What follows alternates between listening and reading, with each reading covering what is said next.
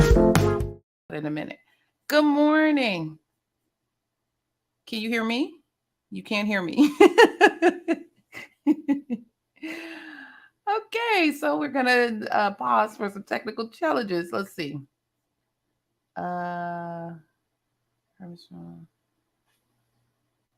Okay. Something's going on with LinkedIn. I can't hear anything. Hold on. Hello,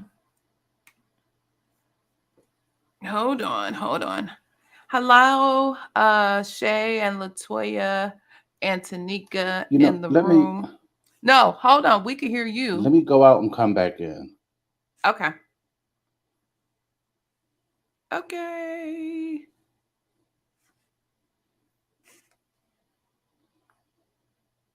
You going out of where?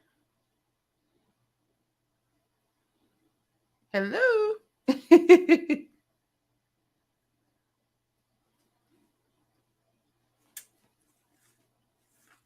Good morning, Vicky.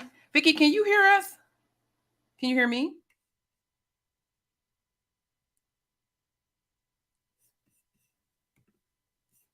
You know you're my sound person. Good morning, Vicky. Oops.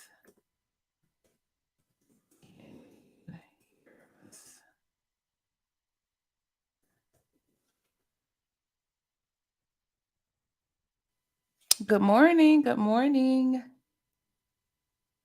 I can't hear you. Now I can't hear you. You're muted.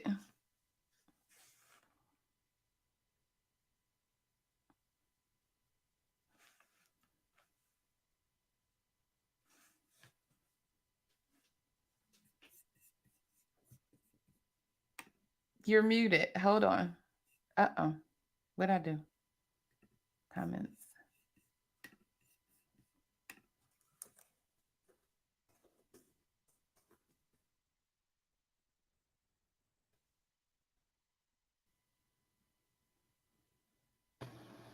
Okay. Hello? Yes, we can hear you now. You can't hear me. I can't hear, but I can hear you. Hold on. Let me go out. I'm gonna go out and come back.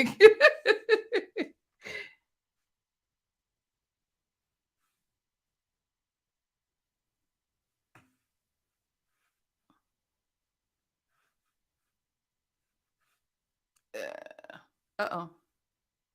Do I have to start the room all over? I didn't want to do that. Okay. Can you hear me now? Yes. Okay. All right. I can hear you. Okay. You said you couldn't hear anything. Vicky said she could.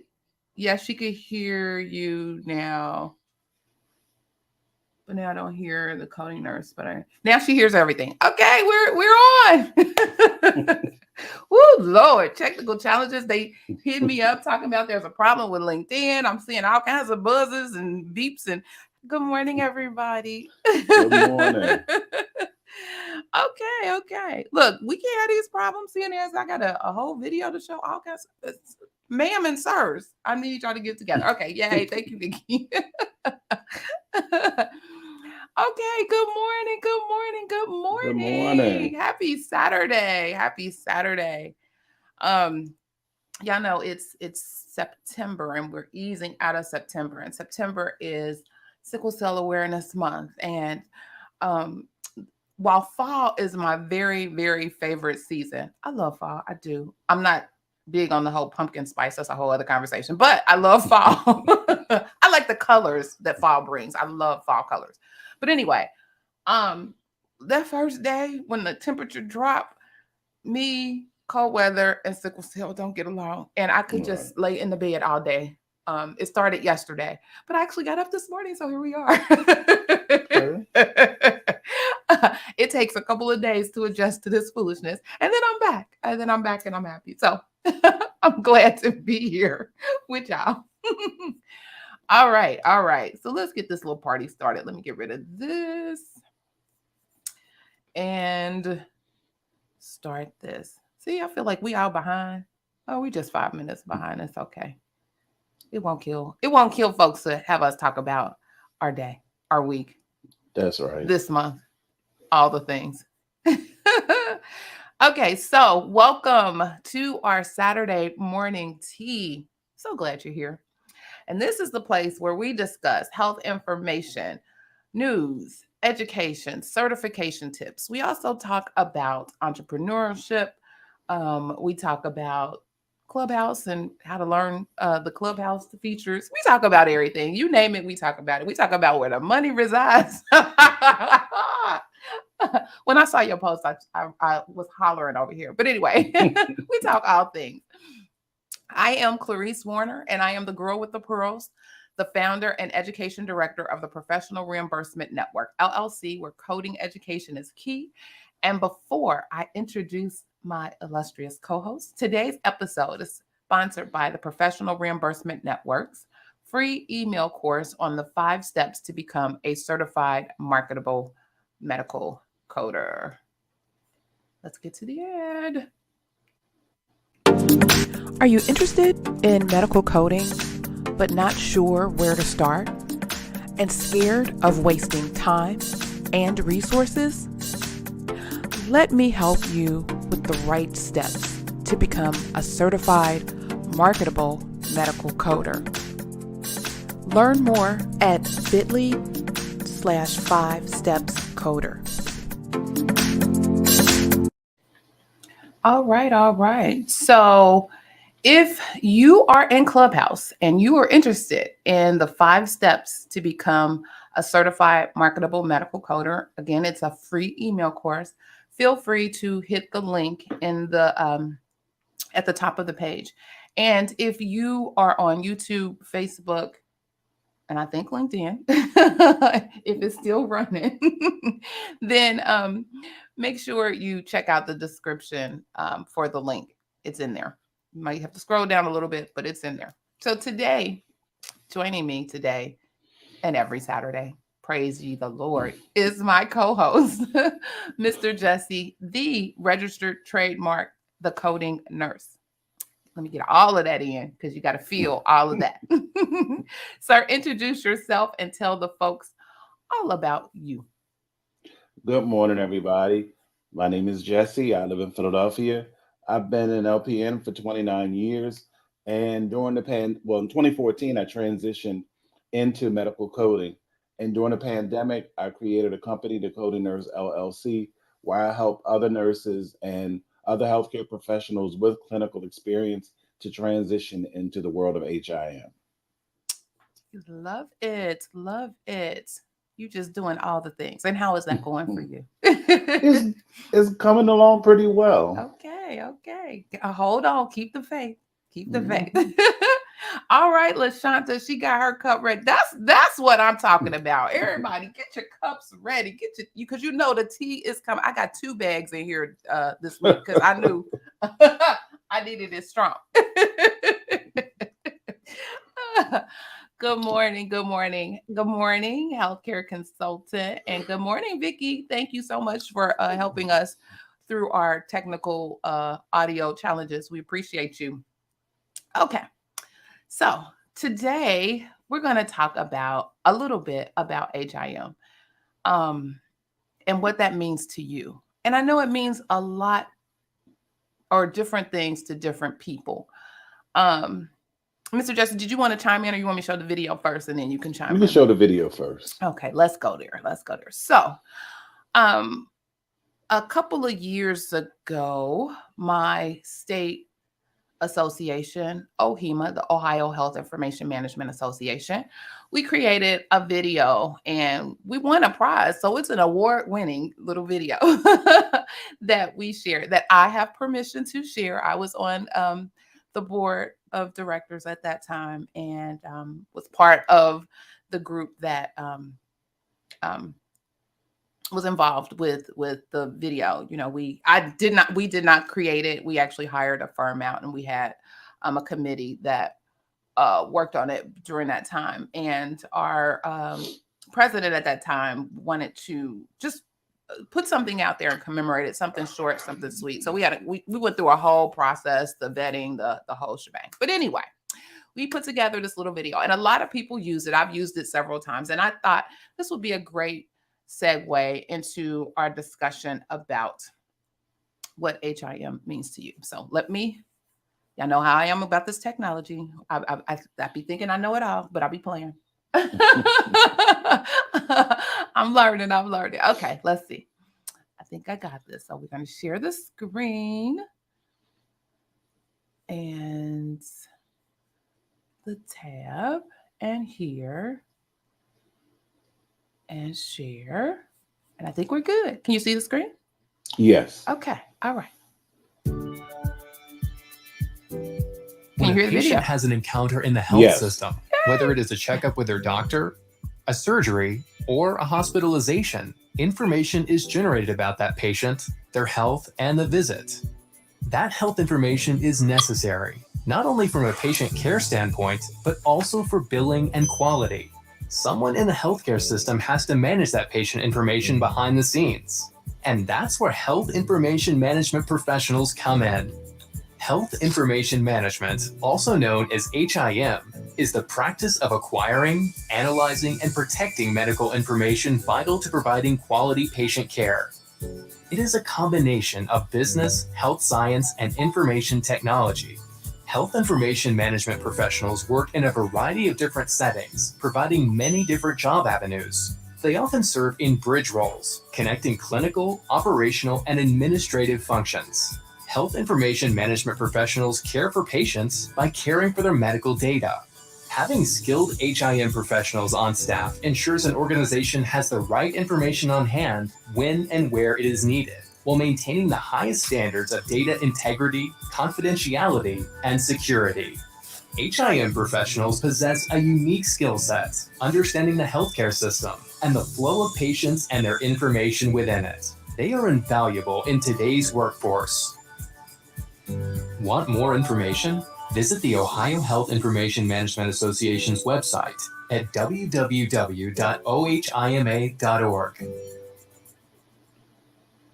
All right. So yeah, I love that. So if you're on Clubhouse, of course you didn't get to see it. If you go out to YouTube, my name is Professor hold Nicole on. Copeland. If you go out to I'm a YouTube program and for health information technology. Google or go out to YouTube and in the search put in what is health information management or what is HIM, you can actually see it. Or maybe I can put the link in the thing. I'll do that. When Mr. Jesse starts talking, I'll put the link out there so you can take a look at it. So all right, Vicky. She said she always put 2 bags. Better yet, use loose tea if I have. I know I love loose tea. Oh my God, I got this tea called Woman's Intuition. It is so good. But anyway, that's I digress. So what do you think? As you see, health information is very broad. I mean, I know we talk specifics related to coding and revenue cycle, but health information is even bigger than revenue cycle. We've also talked a little bit about, data analytics and some of the other career paths that encompass HIM. But I thought this was a real short, sweet, kind of informational video that really should be shared amongst a whole bunch of people about who we as HI professionals are. Mr. Jesse, did you want to comment on that? I totally agree. I mean, the industry is huge. There's a ton of potential, and I just think that the organizations, AHIMA and AAPC, and even to some extent ACDIS, I just think they need to do a better marketing job to let people know what's available, because as soon as you think of health information, a lot of people go right to billing and coding, and it's way more than that. It is. There are a lot more opportunities than that. And I just think that if you're trying to promote your line of work or your industry as a viable profession, and you need to bring as many people in, and you do that by giving people options. That's why everybody wants to be a nurse. You could be a nurse and do 50,000 different things. Right. And what one person may think of as a nurse, another person thinks of something totally different. And while you're training, it's, initially you start out and building that foundation similar to, health information. You start out, you build that foundation, but then you decide and determine what feels good for you and what path and direction you want to take. And so you veer off, but you all have the same foundation. I think that's the same way with health information. Even if you go into privacy, security, revenue cycle, compliance, quality, all of the things, we all start with that foundation. And I think, even when I remember going through my health information management or technology at that time, because I got my RHIT first, and did the 2-year college thing. When I did that, I was like, oh, okay, because they gave you a sprinkling of it all. You got to, okay, I'm really dating myself because there were paper records back then. So you even had to break down and understand the whole filing system, which everything was in order.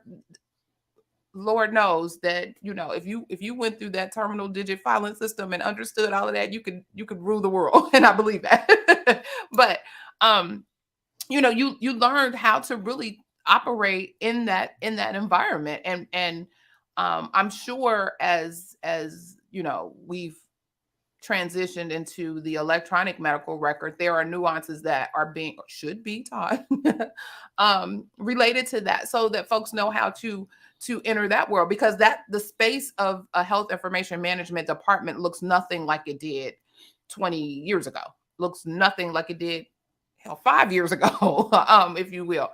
So, but you build the foundation, you learn what everybody is doing, or a little bit about what everybody is doing. And then you kind of decide, hey, I like this. And for me, it was coding, like, oh, I like this. I can deal with these numbers and this diagnosis. And I learned, I loved pathophysiology, and all the pharmacology was all right. But patho was my jam. And but then I appreciated pharmacology a little better, because you understand, what's happening in the body and what can help what's going on in the body, i.e. adding the drugs.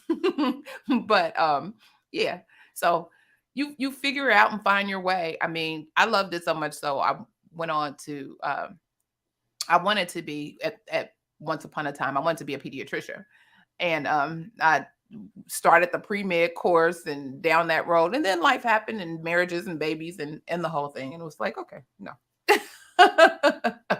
But I held strong and true to HIM. So my question to you all, if you want to share, and if you're in the room, feel free to come up to the stage. We'll definitely let you have the mic.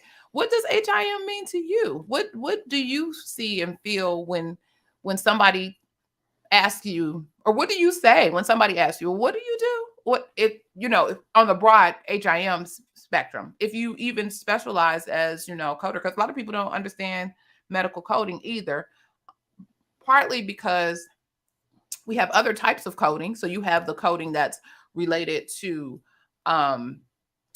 computers and programming and all of that. And so it's like, you tell somebody, oh, I'm a coder. And then their eyes, I had this gentleman in my church, his eyes lit up like, oh, so you could do, I said, whoa, pump your brakes, bro. No, I'm not that kind of coder. And so you just have to explain the differences. So I'm curious out there in the world. Yes, sir.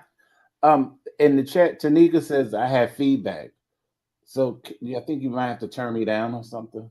Okay. All right. Is that better? Tanika, is that? And it is. Okay. All right. Tanika, is it better on your end? I'll wait for her to comment. You can go ahead. I'll wait for her to comment in the chat.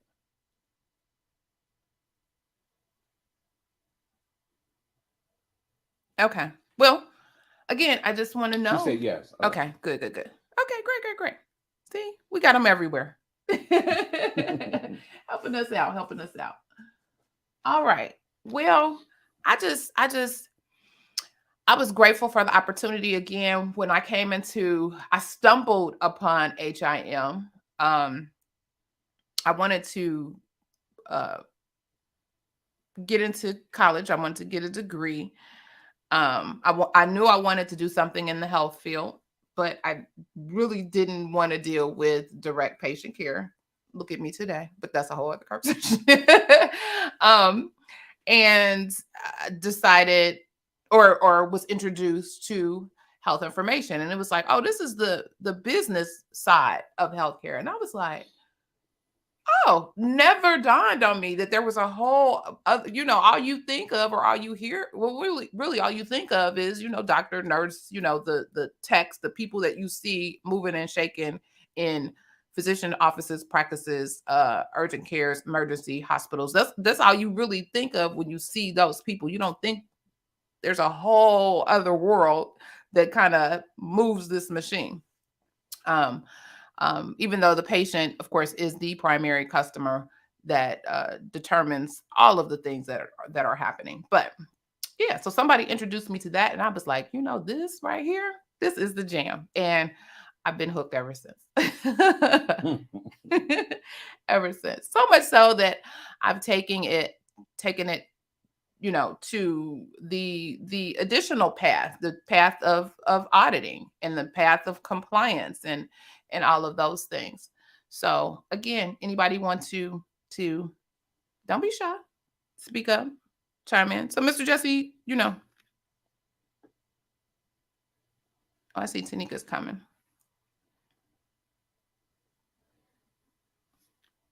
Good morning. Good morning. How are you? I'm well. How are you guys? I'm good. So when I think of HIM, to me, it reminds me of a book with many series. And so the reason why I say that is because there's so, like, as you were saying, there's so many different ways that you can go within the HIM profession. Like you can, go to surgery centers and you can do coding, or you can do billing, or you can do compliance that way. And that's one story. And then you can work for government agencies or even insurance companies. And there's so many different levels and so many different positions that you can go to. And that's a different story. Mm-hmm. So to me, it's like so many, it's like a series that just won't stop. Don't stop, won't stop. Oh, okay. The songs will pop up in my head. I'm sorry. Right. Good.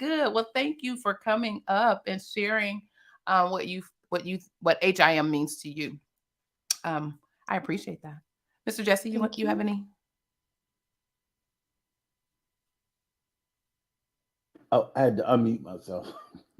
The interesting thing is most people that I know who are in HIM, they found it by accident. It wasn't intentional. And that just speaks to the marketing, just how horrible it is. And it's like I just don't understand how people are not putting two and two together. Like there's just such a need for healthcare workers, period. And I believe that there are more people on the back end than on the front end in healthcare.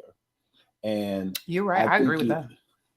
And I think that we need, just as they keep on talking about, they need, people on the front lines, they also need people to audit all these charts and to, check up, see, just check the billing, check the reimbursement, because you and I know just from experience that this is why, like on the back end, it is a complete fool out here. It's a fool. It's the wild, wild west. It is. And it's because it's a lack of oversight, it's a lack of a lack of regulation, and you have to have people to enforce regulations. Mm-hmm.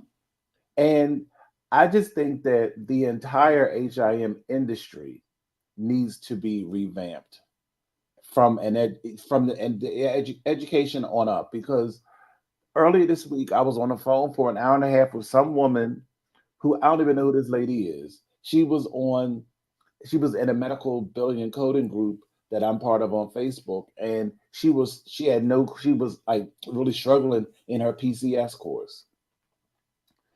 And I was on the phone with her literally for an hour and a half helping her do her quiz, and not having any kind of idea how to even identify root operation, having no idea how to identify what an approach is. So I asked her, I said, well, is there any point in time where you and your instructor and the class is live and they actually go through examples, or do you just watch recordings and you do assignments? She said, we just watch recordings and do assignments. Nobody can learn coding that way. I don't care who is. You're right. You cannot learn that way. It is too intricate. You have to know how to look for, because trust me, I go through painstakingly step by step in my course, and people still don't get it. It takes a minute. You're absolutely correct. And with I know in my course, I try to make sure that I provide the information in various formats. So, you have different types of learners. And so you have those that need to see it, you got those that need to hear it, and you got those that need to do it in summary. And so I try to make sure that I touch all of those things so that that everybody walks away getting and knowing and learning what it is. The other part is for me, I have to feel like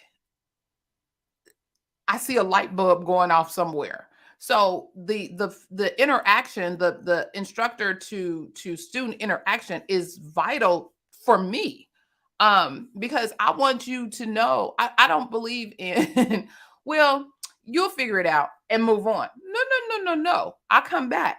Help, where did I lose you? What part are you not connecting? Why is the light bulb not firing? And so we will walk through, because what one person may be experiencing, others may be experiencing. And oftentimes people just won't speak up for whatever reason. I'm like, if I'm gonna put my money down here, I need to get every last dime worth of instruction that you're giving, because I done put my money in. So I need to walk away knowing that I got what I came to get. And for me, I'm on the opposite end of that. If you trusted me with your resources, then I need to make sure, my job is to make sure that you get what you need. I mean, to the point where I'm following up folks like, okay, what happened? What's going on? Let's keep this moving. You done put money here. I'm not going to let you just watch the video. Come to the sessions, come roll in, let me see you. I need to see you. Come on in the room. Because you can't, I guess there are people who can, but do you really understand the full breadth and depth of it that way? I don't think you do, actually. And so I think it's very important that there is some sort of guidance, some sort of person, like, I mean, to the point where I'm picking up everybody. Let's go to page so and so and so in our code book. Okay, everybody, and I know everybody use different versions and different books, but let's go to this particular topic, this heading. We gonna all walk through this together. Let me show you how. You see what these indentations, let me tell you what those mean. That means this, that means, so you need to pay attention when you look. I mean, we walking through, so you have that foundation. As I mentioned before, the foundation has to be built. And to me, an instructor builds that foundation. While you can introduce the subject in a video, and you can introduce the subject maybe even in audio, you got to make sure that they're grasping the concepts and grasping the information. And again, for me, I got to see you. I got to see you. I got to hear you. Tell me how you got that. And even when I provide like you, I provide a lot of questions. I tell people all the time, it's work. You're going to work here. So be prepared. But I provide a lot. And then we go through and provide the feedback. How did you get there? Tell me what you did. And if you got the answer incorrect, walk me through your process. Let me see how you're thinking. And then we all know that there are multiple ways to get to different answers. So even if we all got it right, I may still ask, well, how did you get there? Because I did so and so and so. Well, I did such and such. And you can compare that, because again, there's oftentimes different ways to get to the correct answer. So I don't know. I'm with you. I think, it's really, really important that people actually understand those concepts and also to your point, I think if 25, almost 30 years ago, I stumbled into HIM and people are still stumbling in, that's a problem. That is a problem. Because it was poor information or communication or marketing or whatever back then. We still here. But now Grab some tea. to piggyback off of your point, what I've realized, see, I don't have, everybody has the same book. You're not allowed in my class. You can't use another book. I only use the Optum 360 for that year because people get lost, and I have to literally tell people on page 72 in the middle column, come halfway down, because they have to train their eyes. The print is small. Woo. You have to train your eyes to really see those subterms and see the indents, because it's easy to get tricked up. You think you at one sub level and you somewhere completely different, thinking you turning a party, and it happens to all of us. It's a process. It is, and I just think that there's so much that people can do. I just believe that everybody can find a place in HIM. I do. It's that broad. I believe that everybody can find something that they like. And to that point, once again, missing the opportunity. This country is begging people to get into cybersecurity. Do you know how many free trainings or how many ads I see about people getting into cybersecurity? Yet and still, AHIMA is doing this big relaunch of their healthcare and privacy security certification. They even have a whole new book. They even have a new exam prep guide, and they have all this new information. They even have an exam prep course that starts, I think, October 24th or the 25th. With this big push for cybersecurity, why is there not a blast? Why are there not ads on their Facebook page or their Instagram page? Like, there's no information out there about how important cybersecurity is right now, and how if you are in HIM or have an interest in HIM, cybersecurity may be a route for you. Wow. I don't know. Maybe they'll tell us more at the global conference. So if you don't know, their global conference is October 9th through the 12th, and it'll be here in Ohio, in Columbus. And so if you're going, come look me up. I'm going to be there. I'll be at the AHIMA conference. So I'll be looking and listening and seeing what's happening. What are y'all telling folks? What is the real happening here in our profession? So if you get an opportunity, I think it'll be in October for the face-to-face, but they're actually a virtual option, but it's at a different date. So it's later. I think it's in November. I don't know what they're going to do. I think they're just going to chop up some stuff maybe and put some stuff virtually. I don't know, but I know there are two options, which I thought was weird because I know with my Healthcare Compliance Association, they also provided in-person and and virtual option, but it was at the same time, at the same day. So you got to be in the room in certain things, and then certain things were just available to you virtually. And then if you were on site, there were certain things that was just available to you on site, but you still felt connected to the whole. So that two different date things is weird to me, but that's what they're doing. Because, like, for instance, like I don't know what our non-melanated nurse practitioners are doing in terms of business, but I know that Black nurse practitioners are starting businesses left and right. And I just think that it is just a huge misstep for there not to be some kind of collaboration. Imagine if AHIMA and the National League for Nursing or the American Nursing Association had a partnership, even just for 6 months, where they talked about bridging the gap. Mm-hmm. And there's so many nurses out here who need information, because there's one thing to be a practitioner and you work for a facility, but when it's your name out there, Mm-hmm. it is a whole different story. Mm-hmm. It's like night and day. You have to know totally different things when you are when you are the business versus working for a business. Mm-hmm. And it's a huge opportunity out there. And the thing is, and I'm just one person, and I'm still gaining credibility. People don't know me from Adam, but they do know AHIMA. They do know nursing. You do know the National League for Nursing, the American Nurses Association. Those organizations you do know, so they automatically have credibility. And people were flocked to that. They would eat that information up. Exactly. You're right. Vicky says, I'm still learning what HIM is all about. That's why I'm here laughing out loud. And we appreciate you for being here. And you guys are right. The schools and even the associations don't do a good job to show you all the paths you can take with it. Correct. And LaShanta says, HIPAA. I am always so amazed at how many do not understand the concept of protected information. Girl,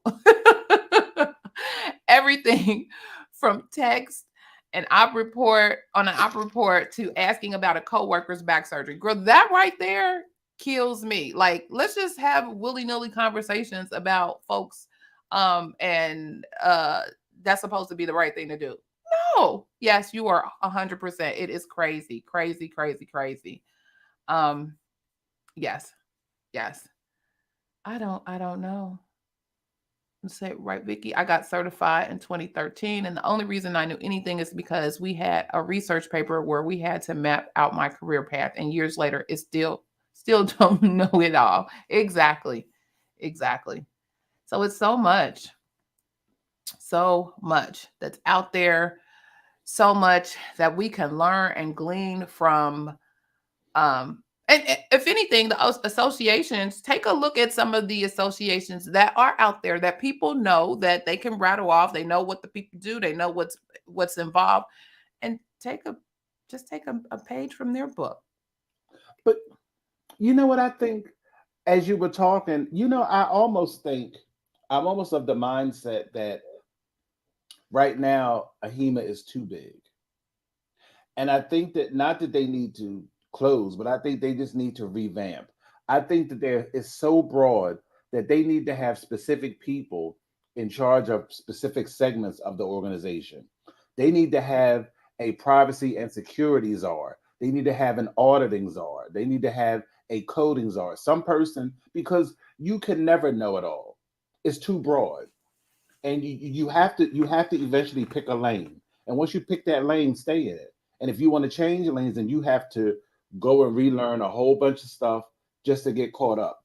And I just think that if they had people who were in charge of, well, this is privacy and security, because there's so much going on that I think they're trying to be too many things to too many people. I agree with that. And I even like that that setup, as I'm also a delegate for my state. And so I believe on the regulatory and legislative components as it relates to health information and AHIMA. I think they got that down pat. Like, we meet on a regular basis. I mean, we meet monthly. We have a big annual meeting. We meet to also discuss what the issues are that AHIMA is focusing on for the year. We put together kind of like this annual plan. We put eyes on pretty much all of the documents that AHIMA puts out, the white papers, I'm having a senior moment. The guidelines and I know it's a specific name for them and I can't think of it right now, but those documents that they use to push out to we just did one with CDI and the query process, all of those things. So for that point, there's a point person. Like, I can call, there are two different people who sit in an AHIMA office, one in Chicago, one in DC, that I can call and say, hey, this, and a third. And they have like their own little staff because they're out there doing the lobbying work of the association as it relates to the regulatory and legislative bodies. I think that same concept, to your point, needs to also apply to the other facets of our profession. I'm laughing at your word, czar, the coding czar, but somebody who, you know, and you don't necessarily got to be the end all be all expert in it, but you are the one that's corralling all of those and hearing, you know, what the issues or concerns could potentially be, and addressing it. And it doesn't even have to be like one part. You could have a committee or a group or something that is advocating for each one of the different segments within the health information profession, that can possibly help push the message, push the subspecialty, if you will, message. Hey, we are all part of the wonderful world of health information. However, we are coders and coders do XYZ. We are also fragmented in coding. We have inpatient coding, we have outpatient coding, we have professional coding. But at the end of the day, we are still all coders, and la la la la la. So there should be some sort of I think a follow the guidelines are well true. I love that comment. Yes, there's a lot of I just agree with you. I think that should happen. She says, I think a follow the guidelines are is definitely needed. Laughing out loud, especially when coders go to saying, what should we code this as? And what did the doctor say? Ma'am. Oh, you sound like me. Ma'am. Exactly. So there should be some sort of, and I know we have guidance. I know we get, you know, coding guidelines, and we have the coding clinic, and we have the CPT assistant. We have all of those things. But there still needs to be some global interpretation or some global standards or some global something that everybody knows this. Even if they've read it, they can walk away knowing that this is the path that it needs to be versus all the chatter. Because you got a lot of chatter now that we're out here in these internet streets, and there's groups, and there's this, and then there's that, and everybody talking and doing, and it's like, whoa, time out. Did you actually? And I've sat in some things, and it's like they have no idea. They ain't even read a guideline, ma'am and sir, and they rolling, and it's like, oh my God, it's a mess. Now, I know they can't necessarily control all the chatter that's out there. However, they should be the authority at some point to say, you know, whenever there's a question, well, let's go to the authority because blah, blah, blah, blah, blah, blah. I don't know. Yeah. And it's just something wrong with an industry, period, when you have people who, because you can go on any group and people talk about the CPC exam. You can find anybody, a number of people who said, I had to take the CPC exam 4 times, 5 times. There's no way you should ever have to do that. That's right. It's just a whole lot lacking. And the thing is, and on top of it, these programs are not cheap. We're not talking about $500 programs.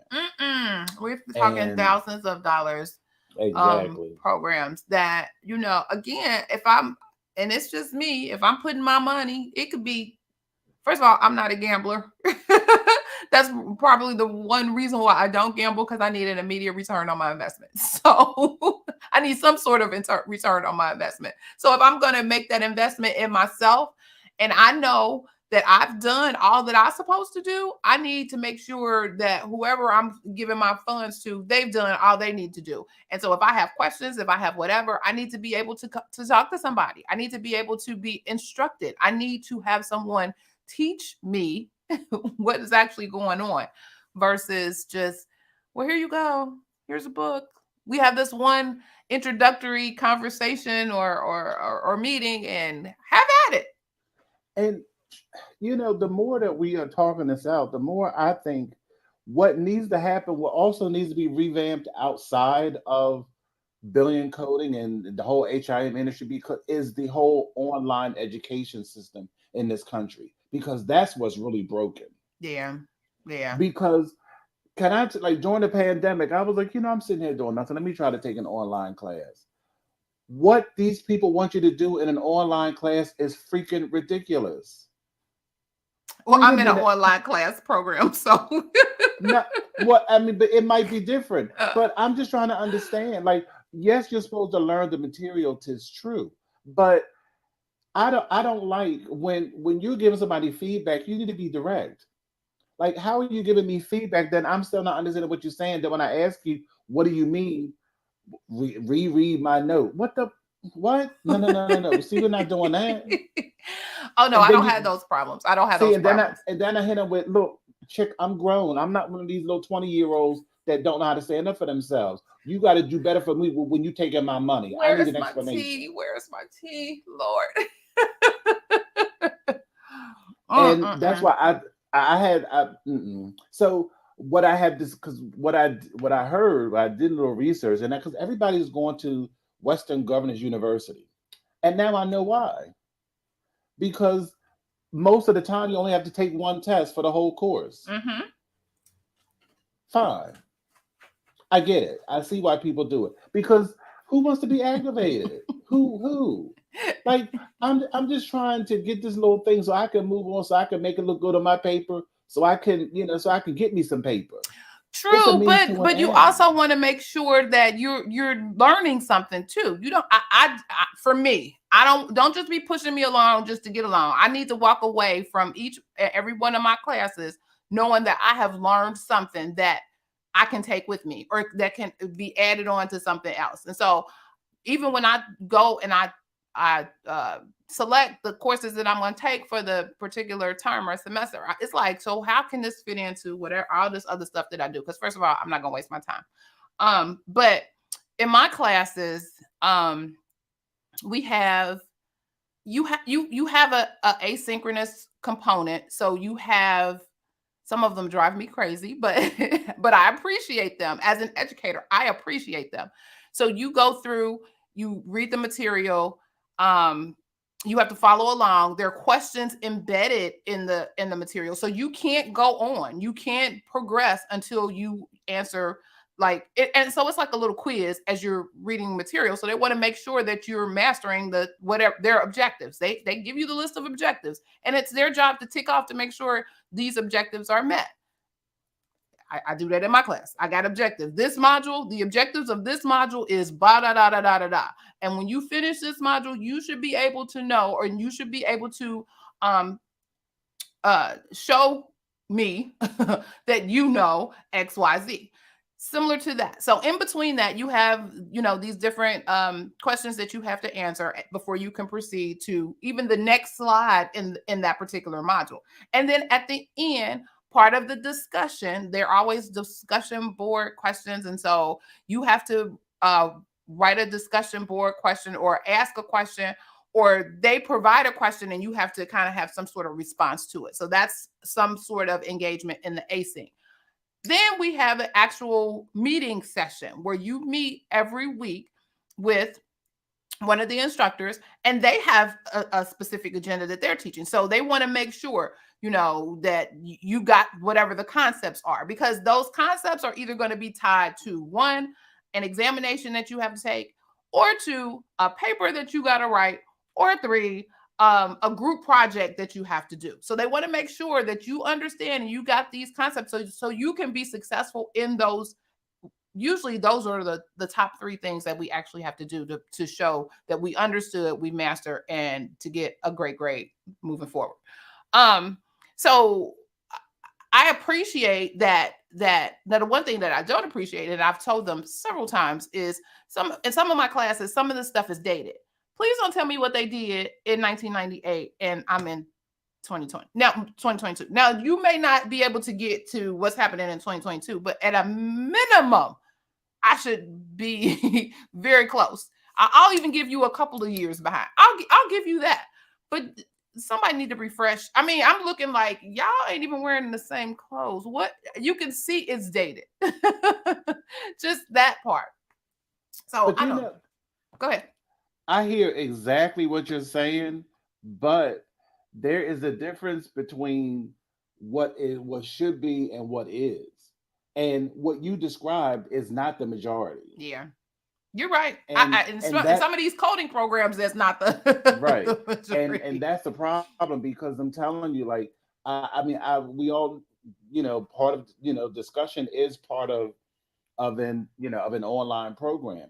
But how can you tell somebody that they have to respond to a discussion, and you have to offer a suggestion, and your discussion has to be in APA format for a medical terminology course. Are you freaking kidding me?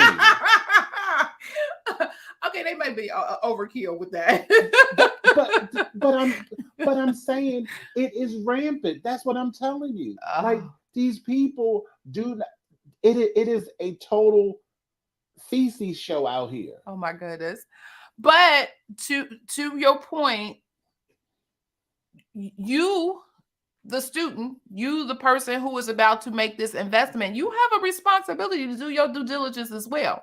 So when I was doing, I think I did it all last year. I didn't do it this year because I didn't get the result that I was trying to get. So I would get people that would just come in. I'd be like, first of all, people don't read, but that's a whole other conversation. I was doing a Q&A. I was doing a monthly Q&A, and my Q&A was really about the questions that you need to ask before you join any coding program. So, these are the things that you need to make sure that they got going for you, that you feel comfortable when you put your name on that dotted line or sign that money over or whatever, that you found something that's ideal, that works for you, works for your life, your how you move, how you operate, how you learn, all of those things. These are some questions that you need to be asking people. And so I even went through, I had a whole little slideshow presentation. These are things you need to ask. These are things you need to make sure that they understand. And it not only does it make sure you get what you need, it puts those people, those instructors, the head of the organization on notice. Oh yeah, this person needs so and so and so. Make sure you're providing that need. And now if you can't provide that need, either one, you need to revamp, or two, you need to tell that person, I don't do that. We don't do that. God, these people lie like rugs. Where is the integrity here? Because I'm telling you, okay, so what happens when you have gone through your checklist and they just said, oh, yes, we do X, Y, Z, and you get there and they don't? I need receipts. Who has gone through this program? I need receipts. Because I'm telling you, I know I done told the story a gazillion times. I was the tutor at this college. The person teaching was not even a coder, had not one coding credential, but was allowed to, I don't know, first of all, because I looked up the requirements, you're supposed to have a master's, yes, but you're also supposed to have an HIM credential. So somebody going to ask these questions, like most people don't even know that, because first of all, like, pass rate is not even something that that's even required to be tracked. That's what needs to happen on a legislative level. You're right. Like they do with nursing. You're right. And we know that these programs are going to fight that tooth and nail. Oh, they will fight. But hell, I might fight. But that's what needs to be done. But there should be some sort of. You're right. Because in nursing, if your first time, not your pass rate, your first time pass rate is below a certain amount, they're going to be like, we need to see your curriculum. Like, what's going on? And after so long, school programs get shut down. Shut it down. I agree. Now, and I've said I might be one that fight. The only reason why I would fight is because I don't want it to be a gatekeeper situation where it's only for certain programs, if you will. So yeah. But I agree. There definitely needs to be some sort of standardization or regulation around what's being put out there. Because right now if you're a coder and you don't know, how do people who come to you, how are they supposed to know? Bless their hearts. Exactly. Oh, Tanika says, yes, online can be the worst. A lot of them want you to teach yourself and do extra research outside of it. That's not but that's what it is. Oh Lord! But they're gonna take your money. Come on now. Mm-hmm. Oh Lord.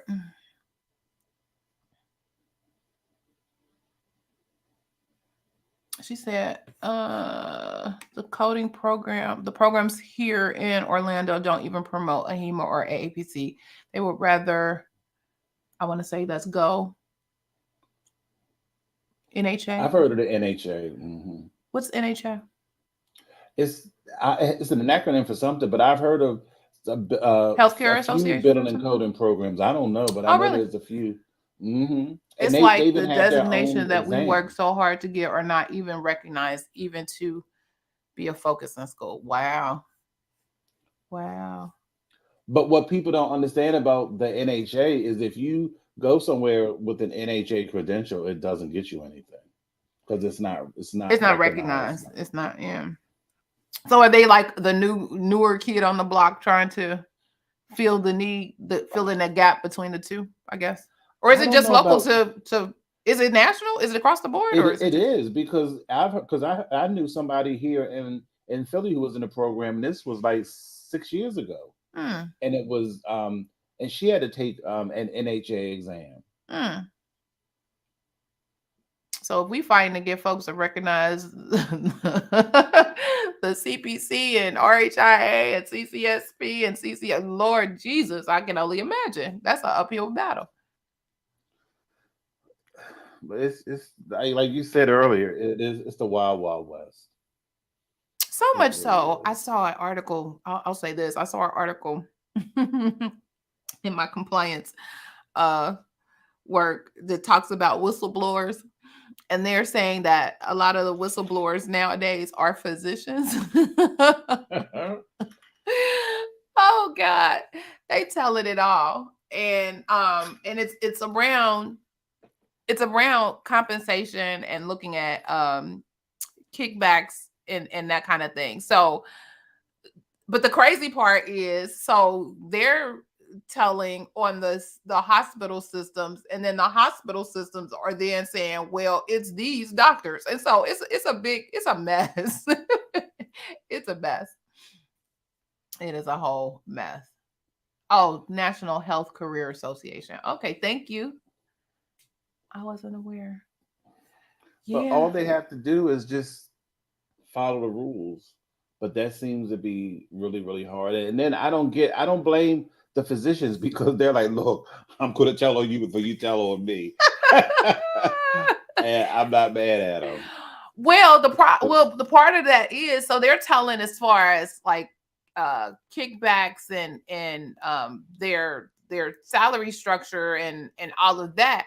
But then the association or the hospital is telling based on those claims. And again, those are directly tied to the provider. You're billing that claim is being billed on your behalf by this particular organization, but ultimately it rests with you. And so everybody needs to make sure they dotting all I's and crossing all T's. I got a list of exclusions from the state. Here, I ain't never seen so many folks on the exclusion. I said, and some names I recognize, like, oh, I know you. I know you and your company. Them home health folks that sprouted up during the pandemic. Those it's some nurse practitioners sprouted up. It's a whole bunch of folks that then sprouted up and then hit some, at least here in our state, then hit some state exclusion lists. They not playing. They not playing with y'all. But and I get that you have to enforce, but a lot of these people don't know what they don't know. I'm telling you. And they should have found out that, but they need to understand that even if you don't know what you don't know, somebody knows. And before you jump into this thing, because easy money, Lord, there's always something behind that. Know the why. Yes, it's real easy to set up your shop and put out your shingle and send your claim, but you got to know the machine behind that. And if you're not familiar with the machine behind that, don't jeopardize your livelihood. Because if you're permanently excluded, you can never do this work again in this state. If you are Medicare excluded, you can never do that work across the country. If they take your life, you're done. You're done. You're done. But go to your we went to my state. There's a whole for Ohio. If you go to the Ohio Medicaid website, and do a search for their exclusion list. It's out there. And then they tell you, just because they're excluded here, they may be excluded across the board. And so check out the national exclusion list as well. But yeah, it's crazy. Well, because and that this girl, if you don't say this right here, that is the truth. I was going to talk they about. think they know everything, so you can't tell them anything until the feds is knocking on their door. Right, but once again, even though it is their responsibility, this is where also you have to have people who know what they're talking about in the coding and billing departments to say, no, well, we're not going to process that claim because it's not right and it's not going out, period. But you don't have that. You don't. And then you have, on the flip side, and I know that has been changing because I would be quick to be like, did you see this doctor right here that is now in jail because of so and so and so? But in years past, you have physicians and providers who were rah. You want to stay here? You want to keep this job? You better push that claim. You want to do whatever, you better do whatever. And so sometimes folks were conflicted. Like, I need my job. I need, now we're at a whole different day because you can find one on pretty much any corner. But but back then it was serious. It was like, if you don't do XYZ, and I would always advise people who were in that position, documentation is your friend all day, every day. That this is what they did, because then they're looking at you. Because it'd be like, oh no, the billers did. No. I was instructed. We got a whole manual. We got a whole whatever. In meeting so-and-so on date at such and such a time, so-and-so said, blah, blah, blah, blah, blah. And you keep a copy. You keep your lovely, beautiful copy at work, but you make you a copy and you keep you a lovely, beautiful copy at home. Because one day you may go in and stuff be locked and gone and whatever, but keep your evidence. Yes, it's a lot of places are getting bullied by their providers, and they force them to do that if you choose to employ here, be employed. But you know what though? So that's another area of opportunity, because then what needs to happen is, but this could be a quick little ebook. We could come up with, because this is what if you're being bullied, get a paper trail, and we'll show you how to file a key tam lawsuit and get some money. Period. But yeah, but and then you have folks who think they're providers. I don't know if they feel the same way about nurse practitioners. I would be curious to see if that's same. But the doctors, the folks believe they walk on water. I had sat back and saw it like, no disrespect, you got your education, I got mine. I mean, your education is just different. But I know what I'm talking about, and I'm trying to help you. And I'm sure you know what you're talking about as it relates to medicine. Prayerfully, you do, as it relates to medicine. But you don't hear me trying to do your job, and I shouldn't hear you trying to do mine. Thank you. I have said that in meetings. I'm like, I'm not ever going to tell you how to diagnose a patient, and don't think you can ever tell me how to code. Yeah, because you can't. Yeah, it's two separate skills. Ooh, Lord, Jesus, the Wild Wild West, and then we have the OIG and the Department of Justice and all of the people that we talked about last time who's looking at you. They sitting back like, y'all keep doing that. y'all keep having these back and forth. Y'all keep doing that because we coming. We know they exist, but we know it's out there. Molly has a comment. She said, I like how they hire managers for these departments and don't know a single thing about billing and coding. See, when they do that, those managers will go along with whatever they say and enforce it. Mm-hmm. That's the truth. That is the truth. Wait, let me put her. That is the truth. I don't know, y'all. We got a lot of work to do. I feel like there's some valid points here. We spilled a lot of tea. Well, truthfully, what I believe is going to happen, this is my personal opinion, I believe we're on the verge of a total collapse of the healthcare system anyway. So all of it's going to have to be redone. Yeah. And even to their point of what they want to do for the reimbursement models and the reimbursement structures. I mean, to your point, I think you'll never be able to get there, or you won't be able to see that end game until you tackle all this mess in front of that. And you can't turn a blind eye and act like it doesn't exist. And I think oftentimes that's what happens. Like, oh, Well, and then we don't also like you have to like what people are missing because it's not about people want to talk about you want to isolate it to billing and coding and policy and procedure, and it's so much more than that. oh, it's way bigger than that. And people have to take a holistic approach. Like for number one, the reason why so many people are sick is because our food supply is trash. Trash. We pump people with so many chemicals and so many byproducts, and it's all legal. So, and unless and until we have a nonprofit healthcare system, it's never going to change. Never, never, never. Because as long as it's about profit, they will always put money over people all day long. That's true. But that's about to change because it's not because truthfully, that model is not sustainable now. It's not. Not at all. Wow. So much, so much.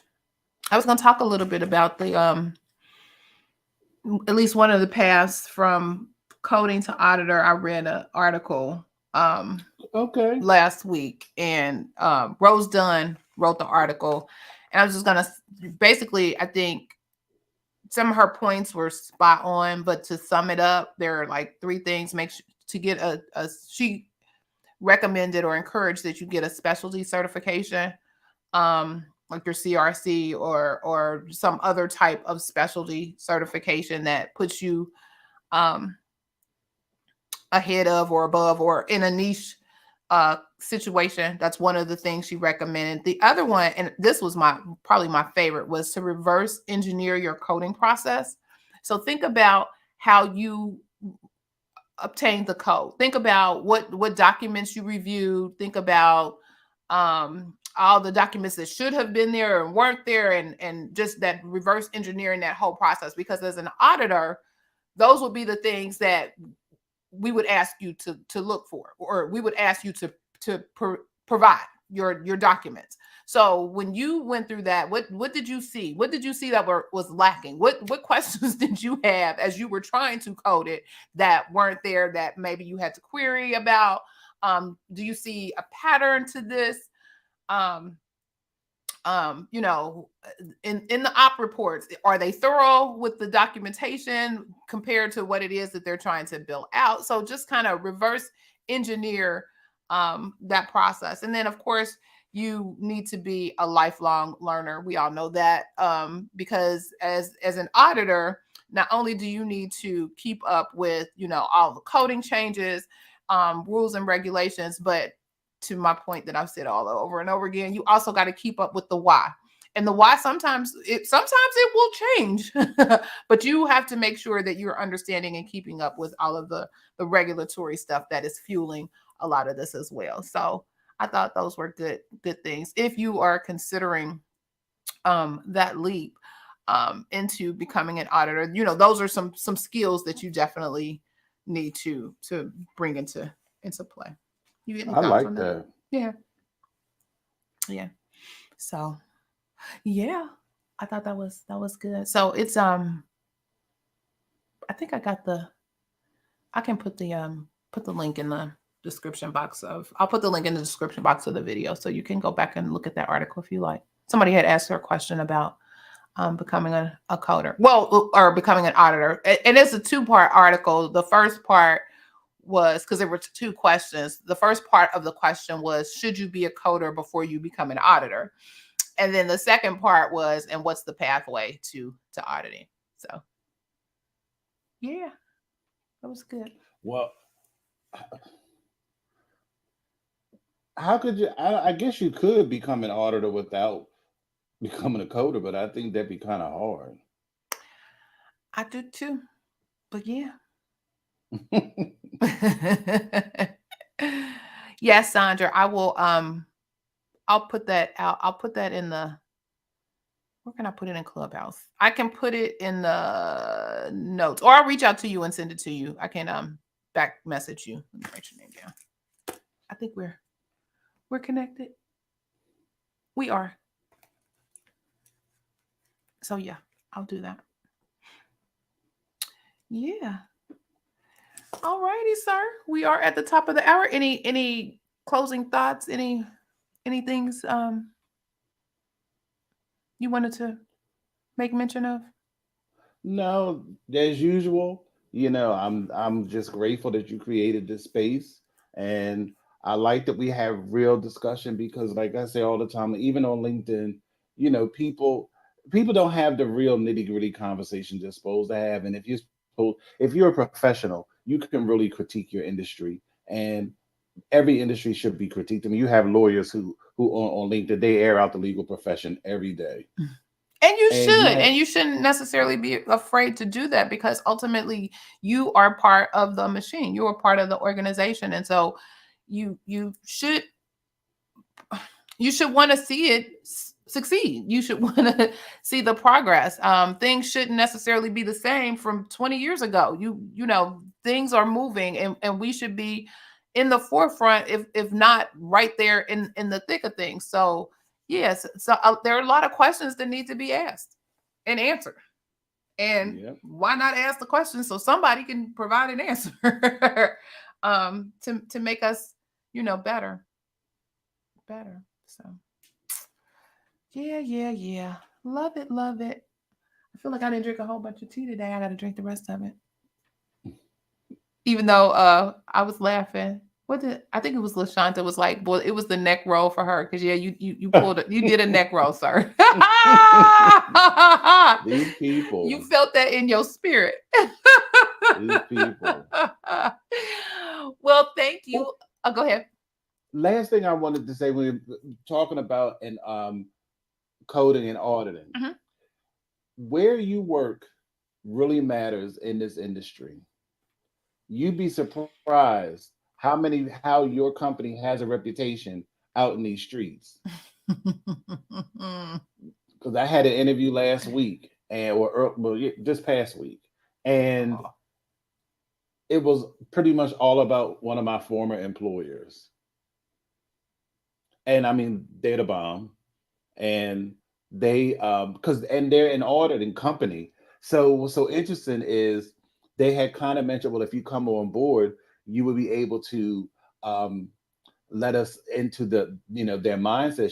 She said, because when they give us feedback, they don't they're not exactly direct. So I said, well, as an auditor, you really can't tell people.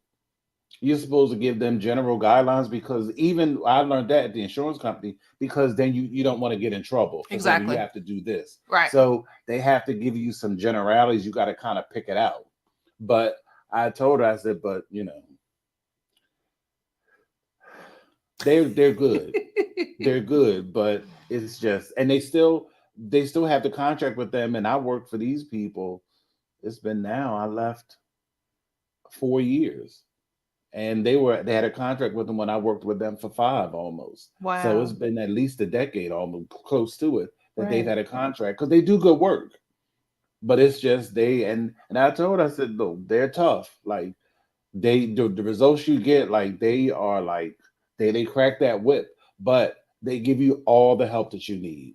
And that's the important part. I mean, people are not out here, especially when you have these consultants come in and look at your records or do those reviews or audit for you. You're bringing them in to assist you and to help you. And really, they're trying to protect you from those who are looking at you.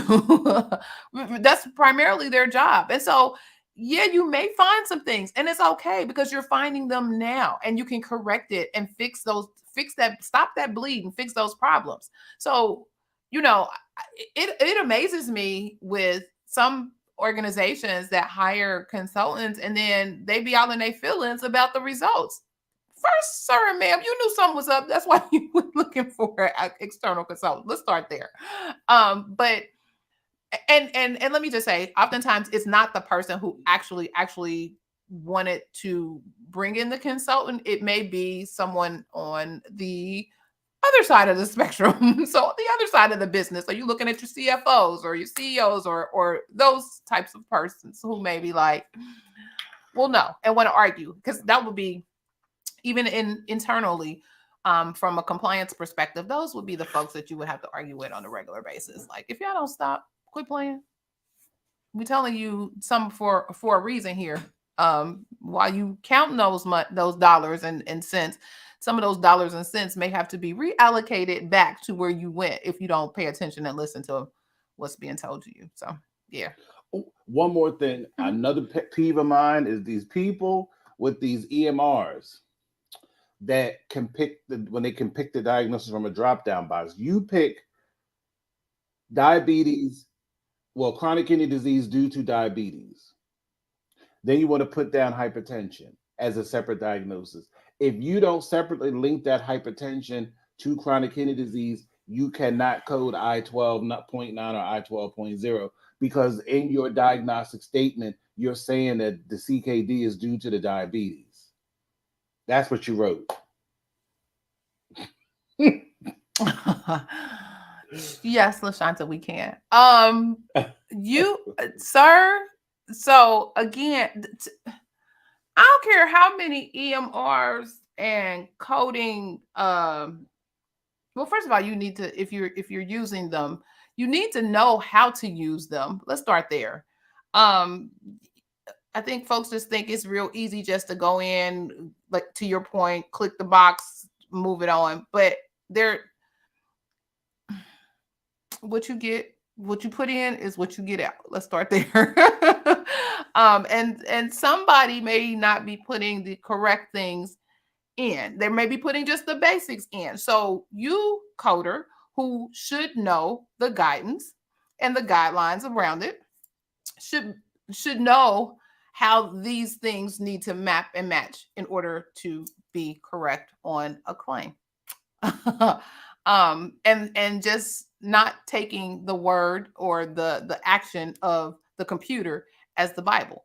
That's why I always have, even if I'm using an EMR, even if I'm using something that kind of helps you, guide you, makes it quote unquote easier for you, I got a book because I need to see, well, let me make sure, what did the guidance tell me? What does this, because really, this is ridiculous. And then, right. And then you have nothing against the billers. I don't want a tirade coming my way. But then you get your billers who have a different agenda, if you will, and want to manipulate things for payers. And then instead of maybe coming back and double back and asking questions and saying, hey, oftentimes billers should be able to query the coders or query whoever or whatever before they make some of these decisions that will make it clear the clearinghouse, make it go through. Because then some of that can be fixed. Biller, you're not a coder, so you didn't see what was in there. And if I put it on there and I know what I know, this is how it should go. Don't change that. So that's a whole other conversation, if you will. That's a whole other conversation. But yeah. Interesting. But yeah, y'all better look at them books and look at y'all guidelines and stop playing. Stop letting them computers, because somebody had to program the computer. Hello. They didn't compute. And it wasn't a coder. Oftentimes. They took a book and said, oh, here's the number, put the number in. Here's the code description, put the code description in. They may not necessarily have and it depends on the system. There may not be a good algorithm to determine how things are supposed to go or how things should be mapped. It may just be a straight here's the quote unquote book minus some of the guidance, just the codes in the computer. So yeah. I'm like, whoo. Well, billing and coding are actually two different professions. So why they map them together or call them together, that's a whole other conversation to me. They work in tandem together, but they're two different professions. There are things that billers need to know that coders will never need to know, and vice versa. Because as a biller, your focus is primarily to get the claim out of the door.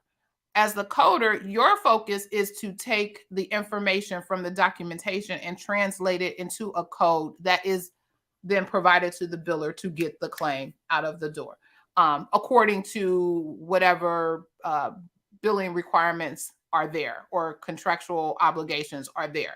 So they work together, but they are two separate entities altogether. And so some of these programs who tell me, or that I've heard on those late night infomercials, that they are providing billing and coding certifications together, I'll be like, really? Okay. Well, you know, the AAPC has started to do that. Oh my God, bless their whole hearts. Now they have, there's a combo. You can get your CPC and your CPB. Really? Mm-hmm. Well, that's interesting. Well, that makes, but that's still two different certifications for two different career paths. So it's still two different things. So they just doubling up the cost because you actually taking two programs at one. But you get a discount, so it's really like they give you. It's less than if you took them separately. But you know, I was kind of like, okay, that was a money grab to me because I'm like, look, people can barely pass the CPC, and I took the CPB. Well, this was back when it was 200 questions. I mean, it ain't no walk in the park. Correct. And I agree. So that's what I said. As a coder, there are things that you don't have to know that billers do, and vice versa. And to your point, LaShanta, yes, I know, because I am a coder who bills. So I know that there are things that coders will never know unless that's the path that they want to go on or they want to jump into that field. Otherwise, I don't need to know all of those different revenue codes. I don't need to know all of that stuff. As a coder, I can care less about that. And vice versa. There's a lot of things that coders do. I don't need to know. I mean, I may need a grasp on medical terminology, but really I don't, because supposedly all the stuff that I need is already fed to me by the coder. So yeah. All right, free AAPC. Now, there's one more question in the chat. Sandra, and I'm not really understanding her question. This is, can you please give me the information? Oh, she wanted the article information. That's why I told her I would send her. Yeah. All right. She wanted the article information, so I told her I'll send it to her. All righty. So did you, LaShanta, did you just take your CPB or you had it for a while? She did the free AAPC, because I know they do that every year where they're providing some coursework level something. Because what were they doing last year was something, and I know I think they trickle them out. So if you tap into one freebie, you can't do another. You can only get one. Okay. Cool. Oh, she's working on her CPB. Okay. Well, congratulations. Good luck in that. But then you have some insight as to, and then I know people who have done it the opposite way. So they're billers and now they're learning the information for coding. But again, you will see it's two different things. Y'all may use the codes, but how one provides the information for the codes and what the other one does with the codes are two different things, two different professions, but they work hand in hand. They're all part of the wonderful world of the revenue cycle. Yes. All part of the revenue cycle. It's amazing, isn't it? Yeah. The circle of healthcare life. All right. So yeah, we way over today. So thank you all again for joining the Saturday morning tea. Again, we believe the tea was spilled. What do you think? Was the tea spilled today? I've seen some of your comments, so I think you think so as well. Thank you. Yep. If this information was valuable for you, help us share this message. So also invite others. When you get the notification that we're gonna be on, tell a friend, bring them in. You know how you tell somebody, oh girl, this was the bomb over here. Tell them the same thing and bring them on in. Maybe they have something that they can add. Maybe they could be one of the change agents that help us with some of the questions that need to go back to these organizations. Maybe they have something that we need to hear. So invite a friend. Be an inviter. Right. So share this message with others. Another way you can do it, not only by sharing the video, but like the video, because that gives some sort of engagement, traction, and pushes it out so other people can see it, as well as subscribing to the channels. You can subscribe to the Professional Reimbursement Network channel. You can also subscribe to the Coding Nurse channel on YouTube. And then you all over in Clubhouse, you know about hitting the green Clubhouse so that we can stay connected. You have resources in this Clubhouse. Make sure y'all follow each other. There are a lot of folks that have a lot of things that they can offer, and you never know. I learned something even reading the comments in Clubhouse and reading the information in the chat. I'm learning something every week, and I'm sure prayerfully you are too. So this is how you network in this kind of space. Hey, I saw you on so and so. You said such and such and such. What did you do? How did you get there? What was the information? So that is a way that you can all connect and get to know each other. So don't forget, by subscribing to our channels, you'll get notification, and hitting the green Clubhouse, you'll get notifications of when we go live, which is on Saturdays at 9 a.m. Eastern Standard Time. I do need to tell you, on Saturday, I think it's the 8th. I think that's the 8th. We will not have a Saturday morning tea because I'll be in Columbus at the conference. So yeah, on Saturday the 8th. I may pop in, but we won't have anything formal. I may just do like a quick Clubhouse and maybe just check in, but we won't have the full shebang because I'm not packing all this stuff up and taking it with me to Columbus. So maybe I'll give you like a behind the scenes, what's happening at a HEMA or something. Oh, you won't be able to see it. I'll figure something out. We may do something, but anyway, yeah. So just keep that on your calendar. But we are typically here Saturday mornings at 9 a.m. Eastern Standard Time. So again, this has been a great session today. I hope you learned something. I hope you took something away. Specifically, if you are part of the HIM profession, but even if this brand new and you had never heard of what HIM was before today, I hope this gave you some information and some things to think about. And maybe it's something for you. And if you have questions, or if there are other things that you wanted to kind of discuss, but you weren't 100% sure, feel free to reach out to us. You can back channel us over in Clubhouse if you're over there. You can email us, you can DM us, you can do all of the things that folks do to reach out to people.